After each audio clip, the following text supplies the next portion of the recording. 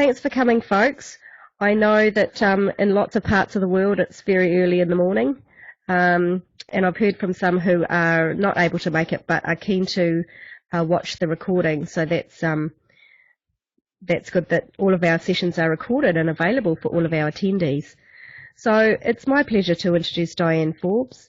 Dianne works for me, well, not for me, but with me at the University of Waikato. She works with online students. She teaches online students. She works in the Department of Professional Studies in our Faculty of Education.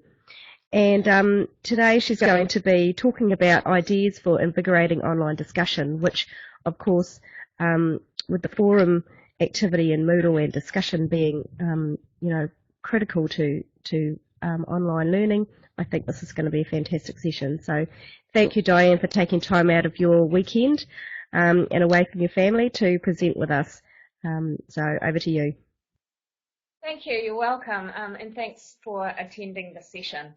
I do want to talk about online discussion, and for the most part I'm going to focus on the asynchronous online discussion. So the discussion that happens in the Moodle forum, particularly just using a simple standard forum in Moodle, where you will set the forum up with a prompt for your students to engage, and they will come in any time of the day or night that suits them over a period of a week or two usually. So I imagine that this is very, very common, and the literature tells us that it tends to be a persistent and pivotal part of most online courses. See, I have a hunch that online discussion is the heart and soul of the course. I think that when students are working from a distance, it's very easy for them to feel quite alienated and to disengage. But online discussion is the part of the course where they come together, and where, when things go very well, it can be a lot like meeting for a tutorial session with questions being answered and knowledge being constructed in there. I've had a long-standing interest in online discussion. I've been teaching online for 12 years now, on a pretty full-time basis, because I very rarely ever teach anything on campus if I can help it. I do see my online students on campus, but usually just for an orientation session. Other than that, they tend to be scattered throughout the country, and some of them are also internationally based at various times of a course. While I don't have all the answers to online discussion and wouldn't consider myself particularly an expert, I do have a lot of questions about the ways that we use discussion with our students and how we could make it better. And that was the subject of my doctorate, which I finished in 2012. So I'd like to invite you to type any questions into the chat area.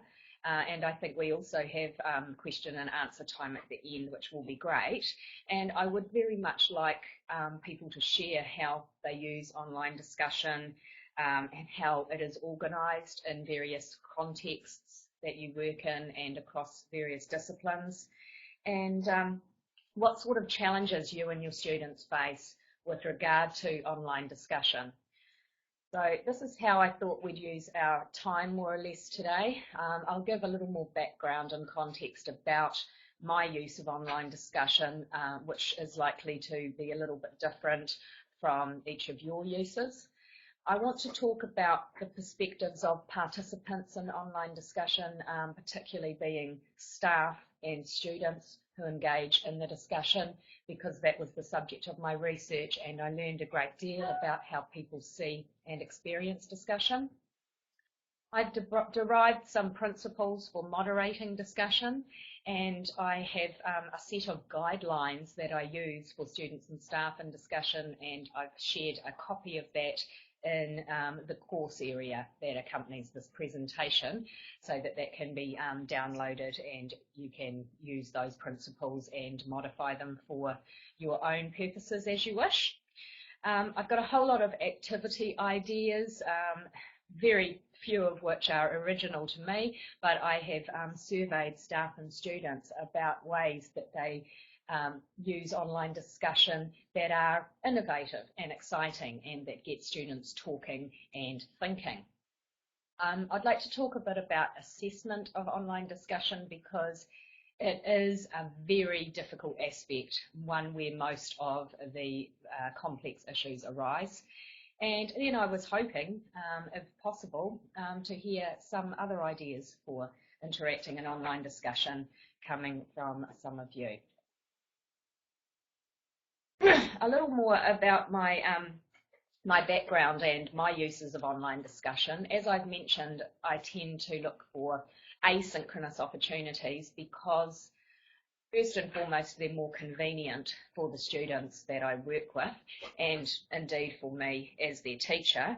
I work with students who are studying at a distance and who want to become primary school teachers. So that's teachers in an elementary school setting, teaching children aged from 5 to around about 13 years old.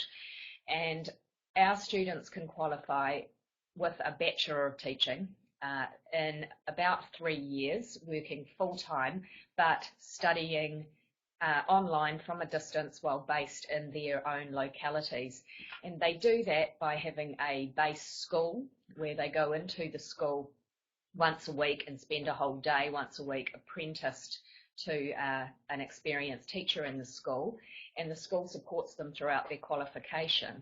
And meanwhile, for theory and practice and the linking of those, the students come online and they engage with us in Moodle, and that is where they are taught to all intents and purposes, except they also come on campus for face-to-face classes and sessions about 3 times a year as a block session. So this is about teacher education, distance education, and the use of the Moodle discussion forum principally.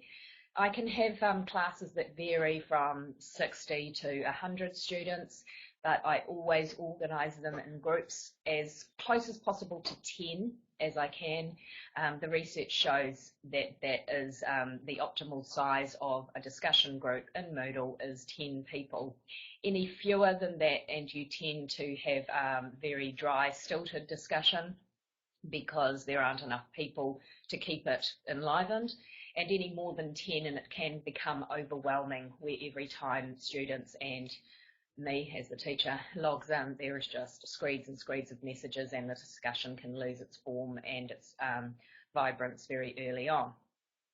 I keep the groups of 10 visible so that students can only contribute to their own group but can read across the groups and can then introduce points made in discussion within their own group having read. So that's pretty much the context there, and if you do have any questions that I can clarify about the context I'm working in, please do type them into the screen. But otherwise, I'll carry on and say that my experience of online discussion over 12 years was very quickly, I developed quite a serious addiction to online discussion. I used to check the discussion forum frequently, engage constantly in online discussion and spend time thinking about the discussion when away from the computer.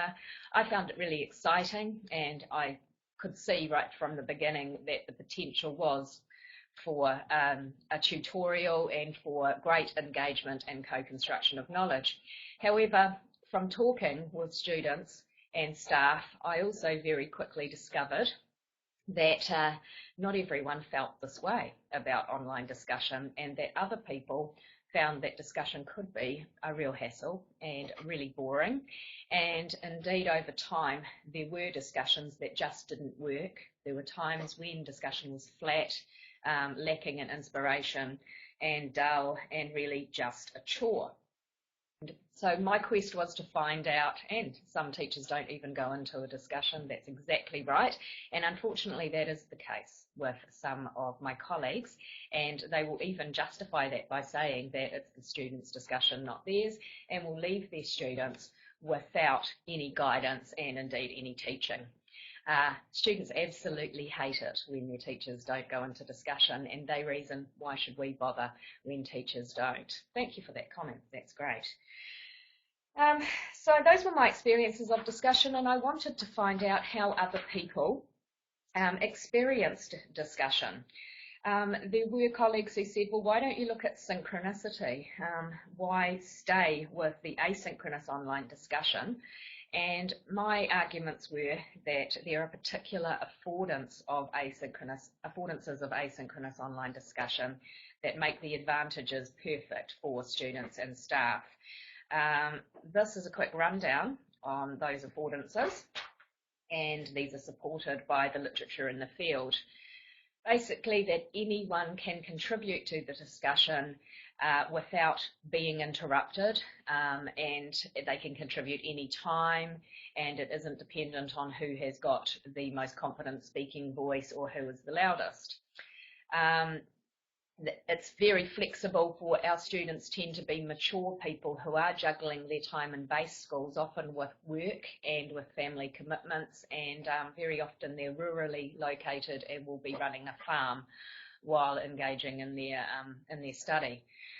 The literature suggests that writing in discussion allows for very good articulation of ideas and being able to express yourself in online discussion, but also because the text stays, it's persistent, it means that we can go back and reread and revisit and synthesize the messages that are there, which makes it very good when we encourage students to analyze their own discussion.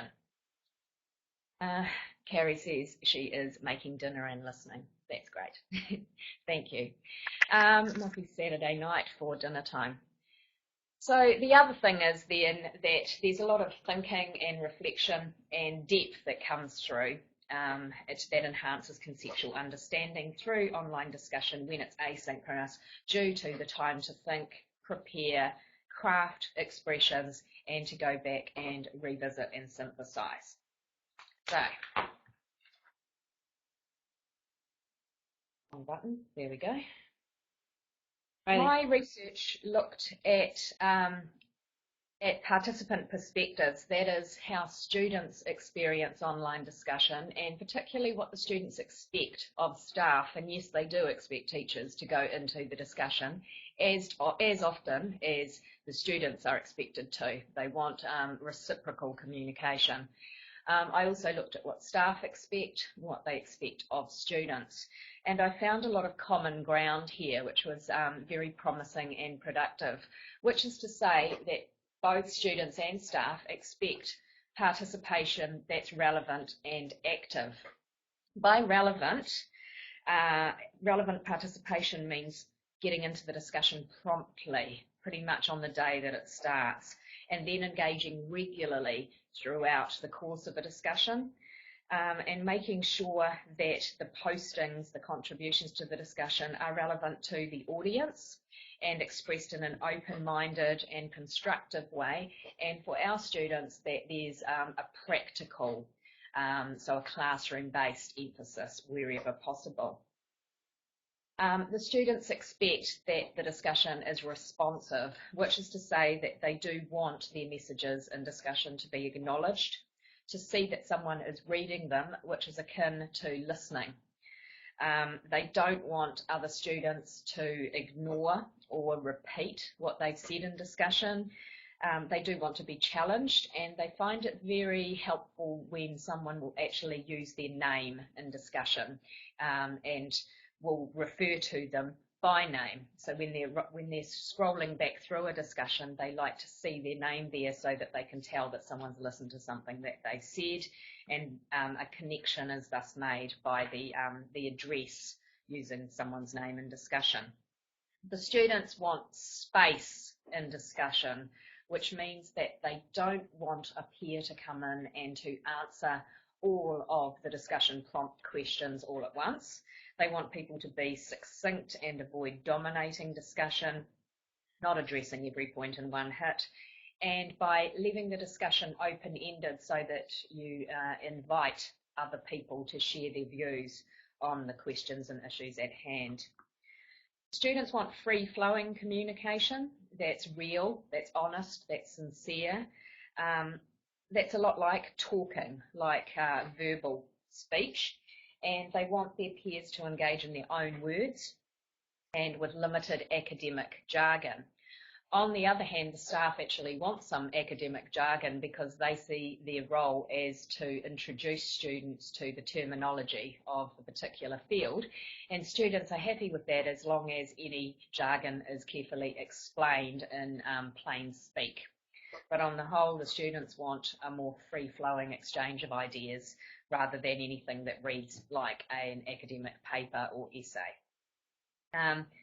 Very important to the students was effective use of literature. The students absolutely hate it when all they read is a string of quotations, verbatim, copy and paste from articles that they've read or not. They like their peers to paraphrase instead of quote directly in discussion, and then to apply some thinking to the quote. And staff are happy with that, but sometimes the way that staff express their expectations to students, it leads the students to think that it's most important to prove that they're reading the course material, and to do that and provide that proof and please the teacher, students are sometimes misguided and end up just quoting, which their peers absolutely hate in my context and according to my findings. In terms of being active, there was a general agreement that 2 to 3 postings a week from both staff and students is an acceptable level of activity. The students in my context do not expect their teachers to go into discussion every day, but they do expect to see a posting from their teacher that draws threads together, offers challenge, refers oh my God, come quick! And that is 2 to 3 times a week is what they want. Okay. The staff want to see that the students are learning through discussion, so they're hoping for a shift of ideas or some widened perspectives and. Blow dry your hair a little more. No, because I got to straighten it. Blow dry it. Okay. Do I need to mute someone there? I'll just mute. Okay, right, I'll carry on. Overall, what the students and staff expect is very compatible. There were just 3 particular issues where there was a lack of agreement and where students want something that is quite different from what staff expect. So here we go.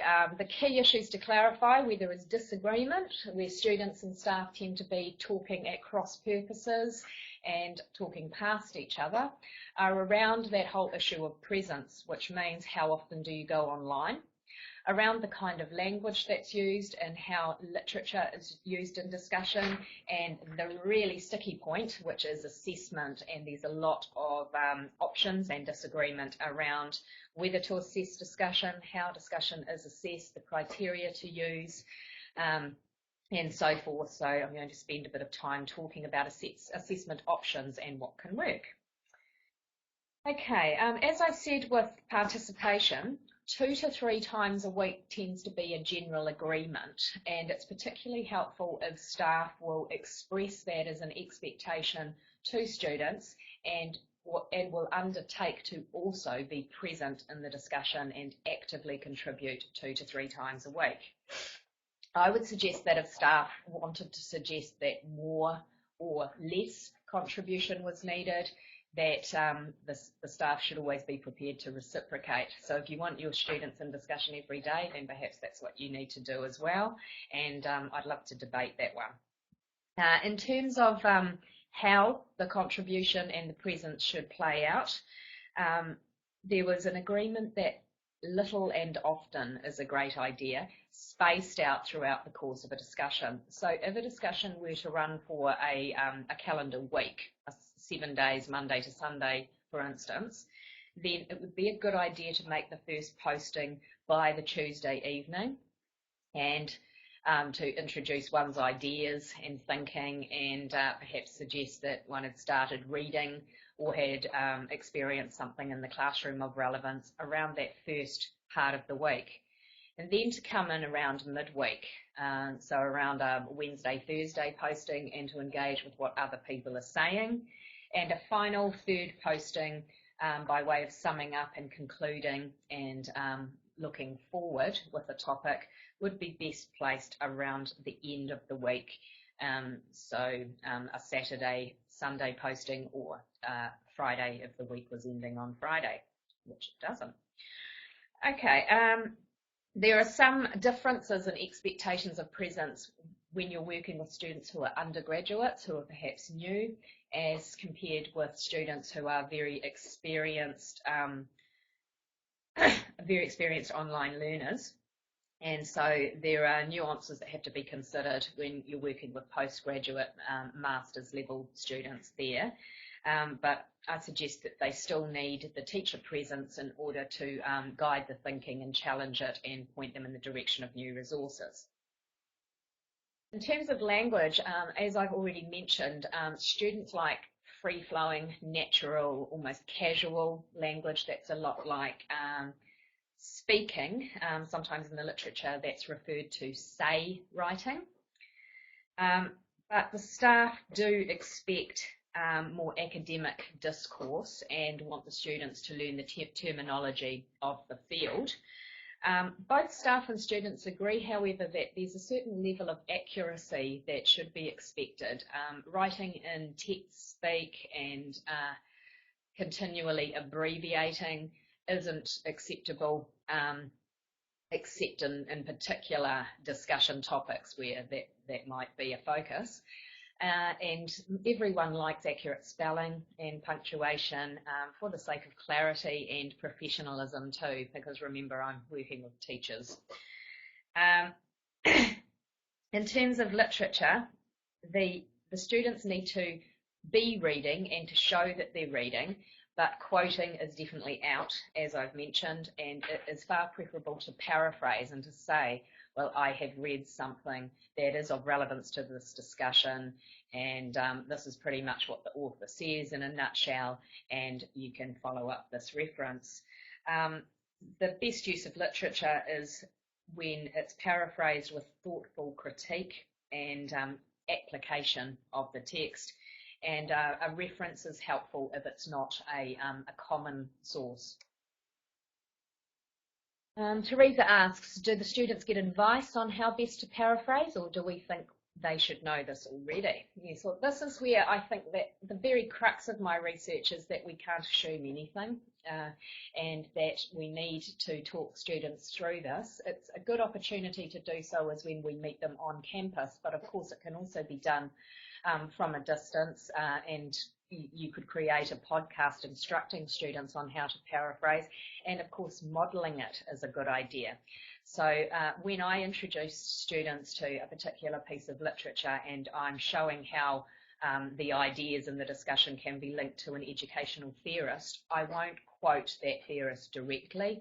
I will always say, I will provide a paraphrase of the ideas myself, and then that I'm modelling to the students that I'm doing so, and I can put in a meta-level comment saying, hey, this is what I'm doing. Notice I didn't quote Vygotsky, I talked about the zone of proximal development and what it means in my own words, but still referenced him as the theorist who is behind that particular notion. So I take Teresa's point definitely that we do need to teach students how to paraphrase, and one way of doing that is by modelling it to them and drawing attention to the fact that that's what you're doing. In terms of assessment, I'm going to come back to that one because it's huge. Big area of disagreement among students and staff on assessment. As I mentioned, I have, on the basis of my research findings, I've put together a set of guidelines for asynchronous online discussion. These guidelines I call initial discussion guidelines because I don't believe that there's anything there's any situation where one size fits all. And some of the guidelines that work for participants in my field won't work in other disciplines, and expectations will differ, of course. But my message is we need to find out what those expectations are and surface them. And where there's agreement about expectations and we've brought that out into the open and recorded the expectations, that will really help staff and students to have a productive learning discussion. Where there's disagreement about expectations, it's a great opportunity to have a debate, to bring the issues out and have a discussion about them, even in the forum itself. I set up a forum for students to talk about how the discussion's going in class. So what I do is I provide them with the initial discussion guidelines, and then I say, right, what's wrong with these? What do you want to change? What should we modify? What's working? What's not? And they then rewrite and revise the discussion guidelines so that the initial ones change during the course of our semester, and the revised version is then passed forward to the next class as a legacy. So one student's revised guidelines becomes the next class's initial discussion guidelines. I've done some writing about that that is soon to be published, and I can keep people in touch with that if you want to get in touch via email. So the guidelines for asynchronous online discussion, I've put a copy of them in the course area that accompanies this presentation, and you're welcome to take them from there, download them, see, try them on for size, see how they fit, introduce them to your students and modify them as you wish. The guidelines cover the purpose of discussion, why we have it, why we bother, what students are expected to do in discussion, and some particular discussion behaviours that it's recommended that students avoid, which comes directly from their peers. All the things that other students said drives them absolutely mad in discussion. I really hate it when my peers quote verbatim from texts that we've all read, those kinds of examples. So I put a list of what not to do in the guidelines and made that as concrete and direct as possible. And also what to expect from lecturers in discussion. So it's a bit of a contract really, where as a staff member, as a teacher in discussion, I undertake, first of all, to be there. I promise that I will have a presence in discussion and my students can hold me to that.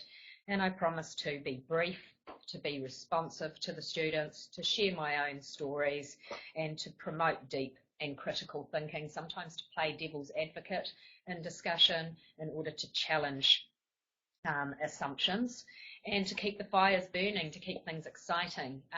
In one of my classes at the moment, the students are engaged in a role play in discussion where I've assigned them a particular role each. They don't know what each other's roles are, and so one of the games behind the discussion is to guess the role that other people are playing, and they have to take the perspective of the role. So they may be devil's advocate or a literary giant. That's a role that I assign to students who don't ever seem to do any reading. And some of them are sunny optimists, and some of them are eternal pessimists.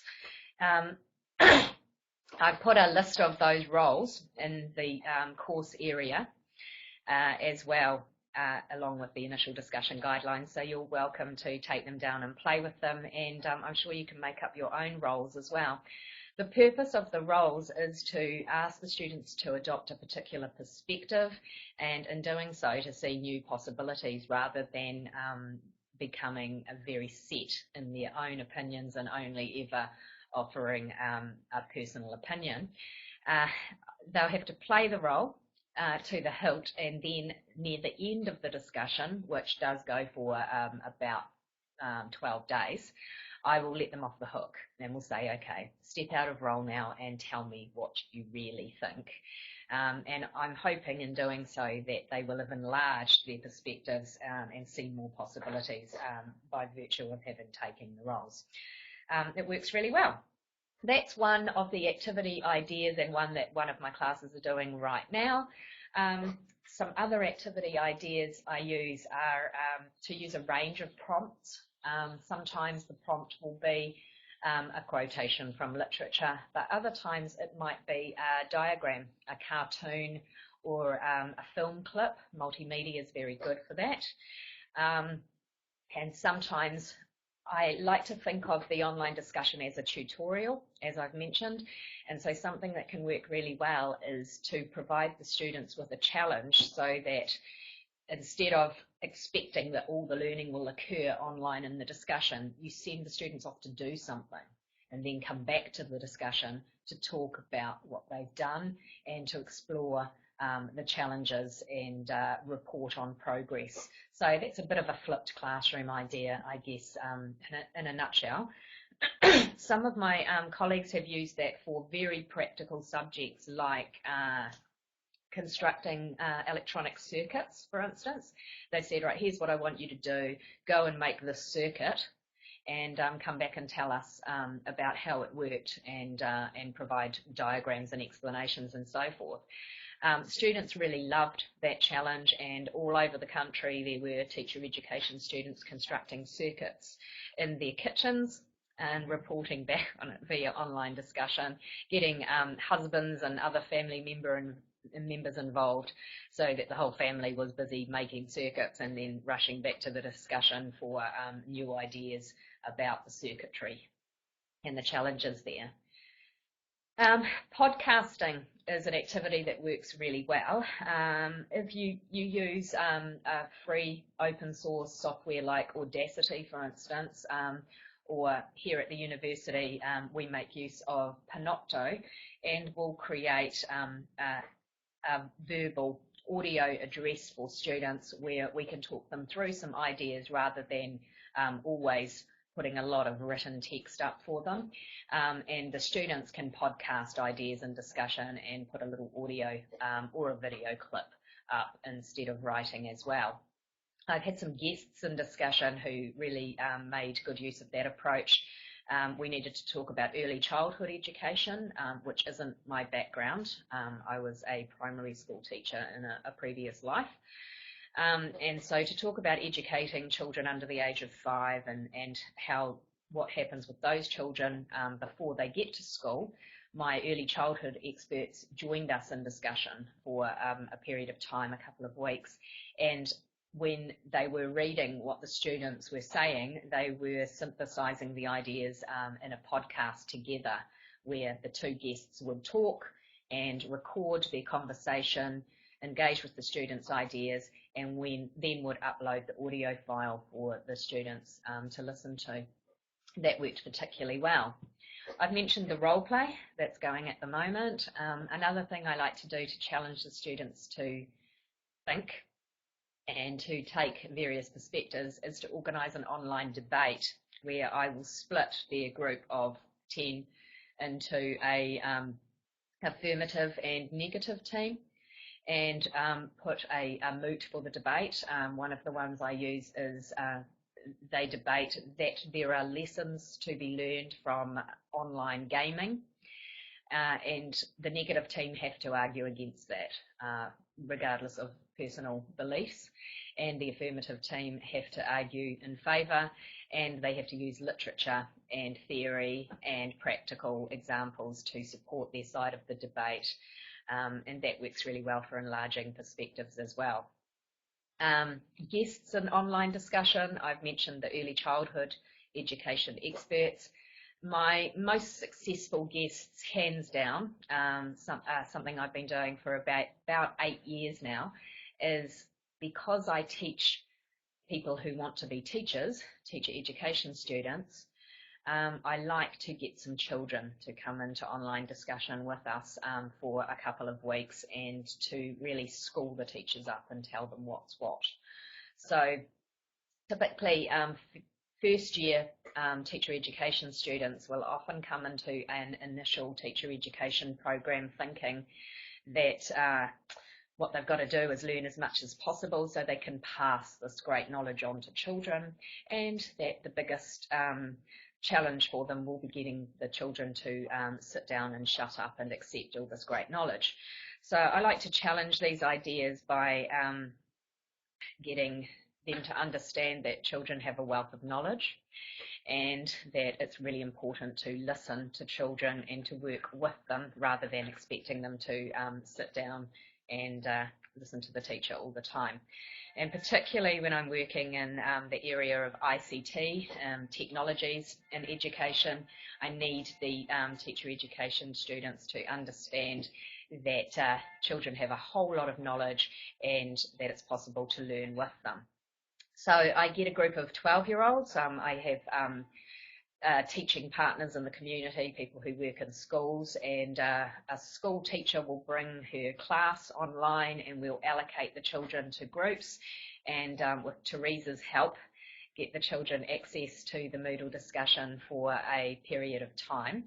And the children will challenge the ideas of the teacher education students, and will share projects that they've been doing in class. And we'll talk about how to learn with the teacher and how they've helped their teacher to learn about using ICT. So thinking outside the square and getting guests that really surprise and challenge your students is something that I would recommend. Works very well. In terms of leadership of online discussion, because I work with teachers, and student teachers, I reason that they should get in and start teaching as soon as possible. So I like to allocate leadership roles to students. And I've provided in the course that goes with this presentation, I've provided an assignment example where for a piece of assessed work in a paper, we ask students to lead a discussion for a week each. Where the student has to find an article on a particular theme that they then share with their group and ask their colleagues to read that article, and the student provides a prompt and facilitates the discussion during the week. The lecturer does still go in and check that everything's going smoothly, that people are participating and so forth.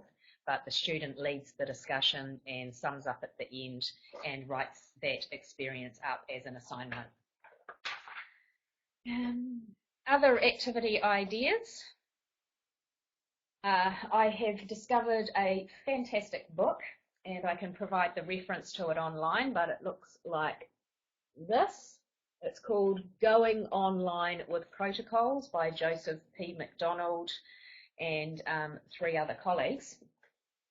New tools for teaching and learning. What I really like about this book is that protocols are like, they're described as prearranged constraints that are designed to sharpen communication, enhance collective thinking, and build knowledge.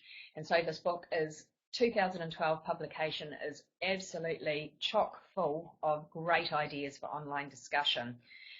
One example is an activity called Fears, Hopes and Norms, and this is a very good team building, thanks for that link, that's great. This is a very good team building experience at the beginning of a course. In terms of fears, you can set up a discussion thread and ask your students, if this course was the worst one ever,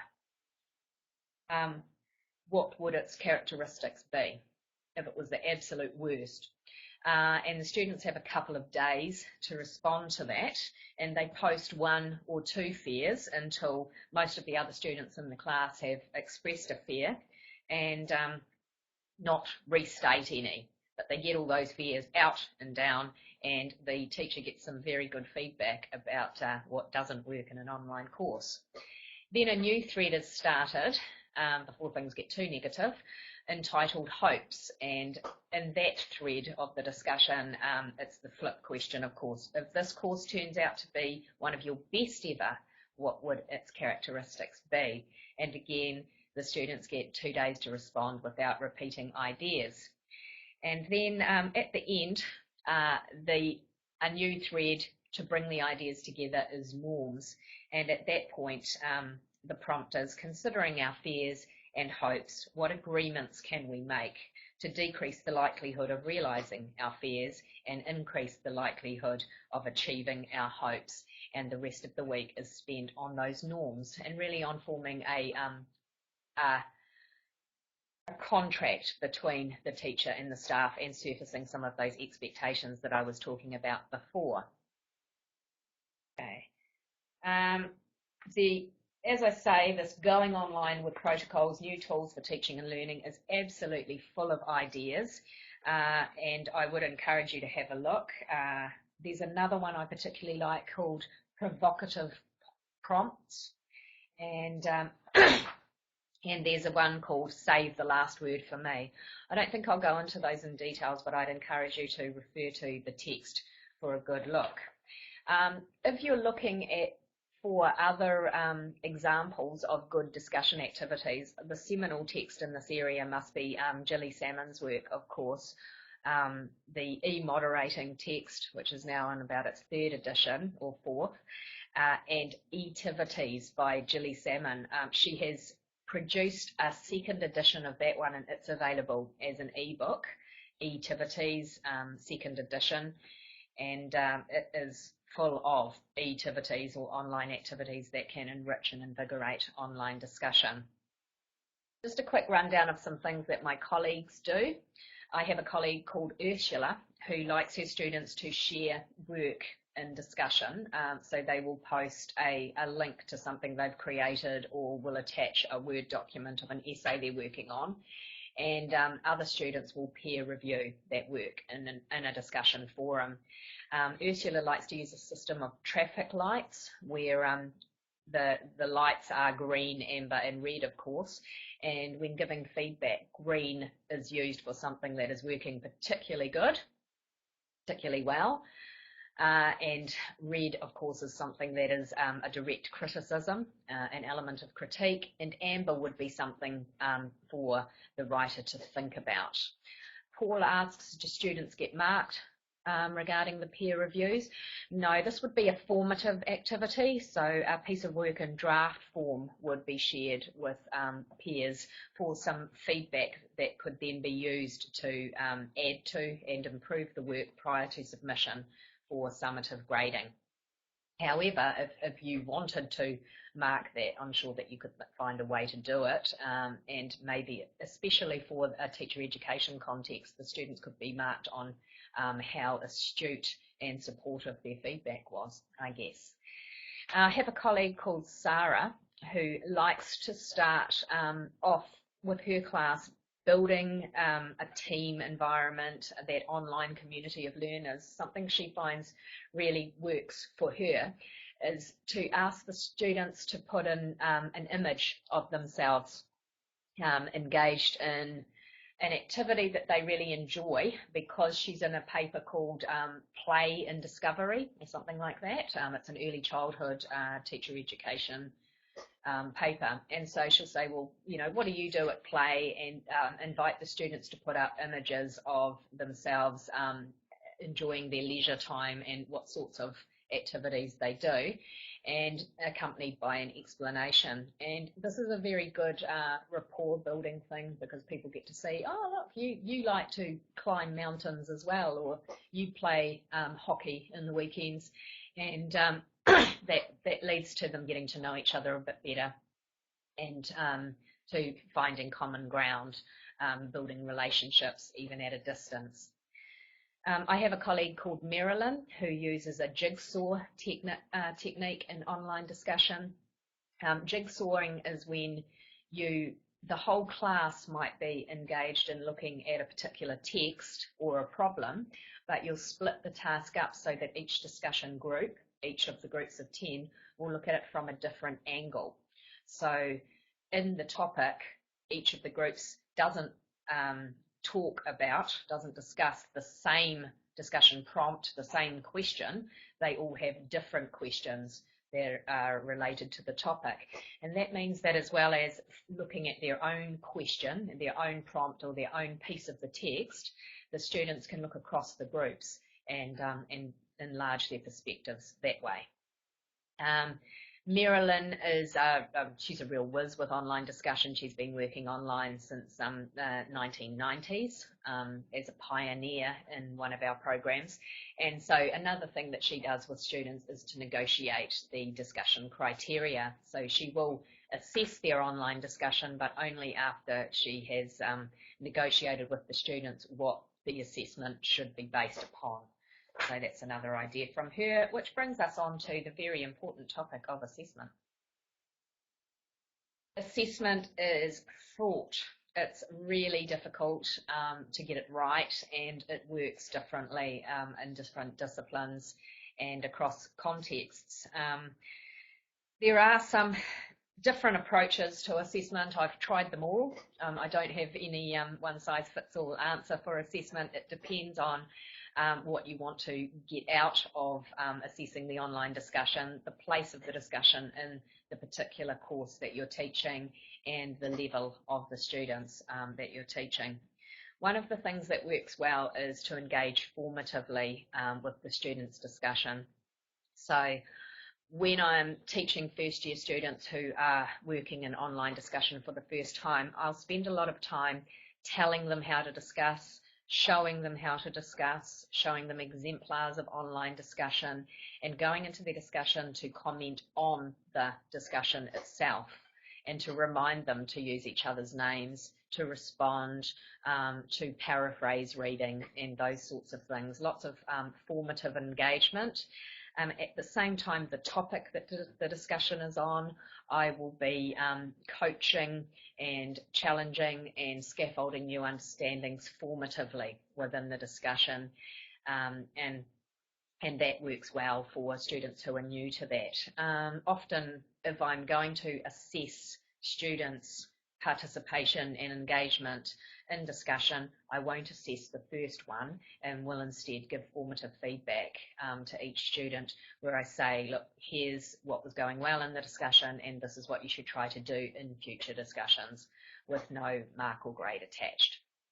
I can assess student participation in discussion, and will often do so as part of another deal.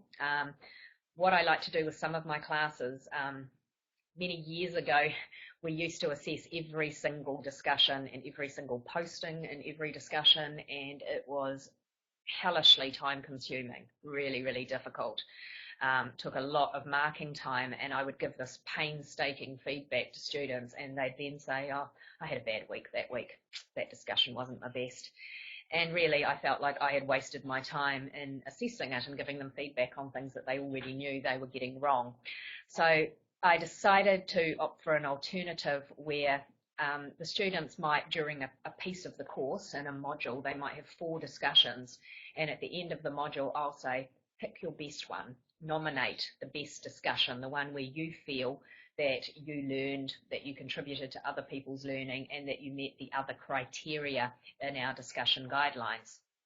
And having nominated their best discussion, I then ask the students to self-assess it against the criteria, so that they have to look at each of the criteria and to say how they think they met that criterion, and to demonstrate or prove and provide evidence from the discussion to show that they met the criterion.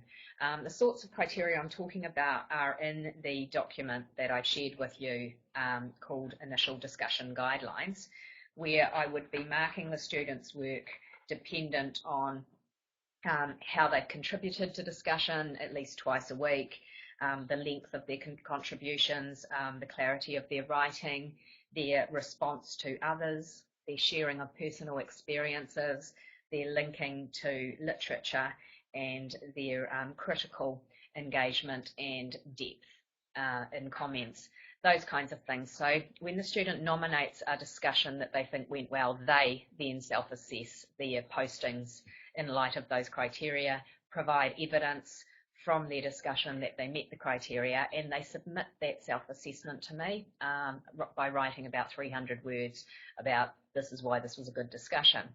And at that point, I go in and I check 3 things. I check the students' level of participation, and they get a small number of marks for that.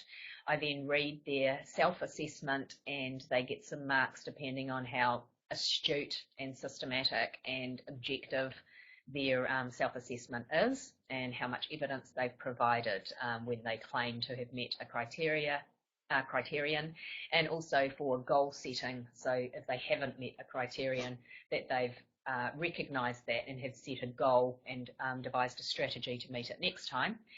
And then I go in and I have a second look at the students' discussion and I remark it, the one that they nominated, so that I can tell how accurate theirs were. So they get the markers apportioned between participation, self-assessment of a nominated discussion, and my reassessment of that same discussion, where I then pick up on new things that the student can learn.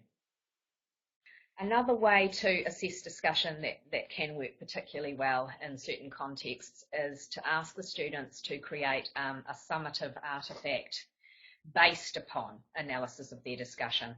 So if the students were writing an essay, and in that essay you would be expecting them to weave literature, theory and practical examples, I would also ask that they weave in some learning from discussion and refer to a recent discussion as part of an evidence base in the assignment. So in effect, they're using their discussion as another source of evidence to support arguments in a written piece of work or a presentation or something, so that there is an assessed piece of work, a summative artefact that draws upon the discussion, with the discussion being the means of learning rather than the end of the assessment. That's pretty much what I wanted to say here, and so what I was hoping is if we have some question and answer time or some sharing, that if there's a way, Teresa, that we could hear something about other people's contexts and students' expectations and needs, and how your students might differ from the students I've been talking about. I'd love to find a way to hear about new perspectives and the challenges that you face, your activity ideas, and any innovations or thoughts on assessment, and maybe some synchronous ideas if you'd like to challenge my focus on asynchronicity.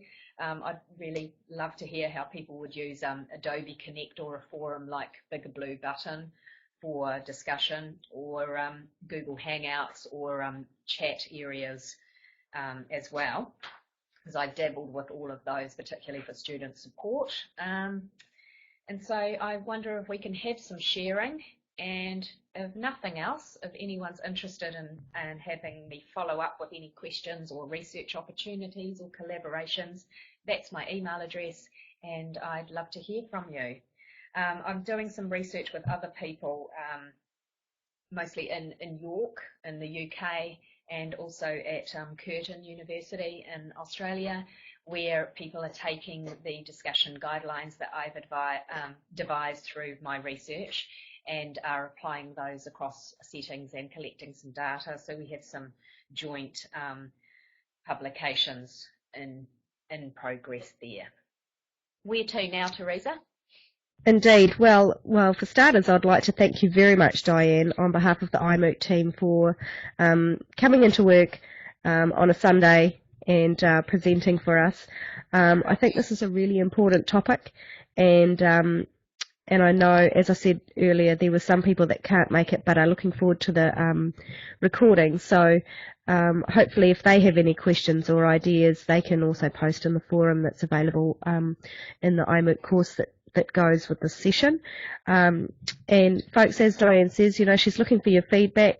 Feel free to unmute your microphone and let us hear your voice, or any questions in the chat area there.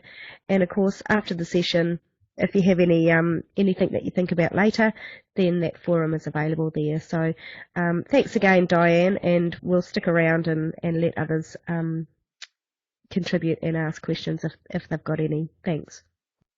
All right, thanks, Teresa.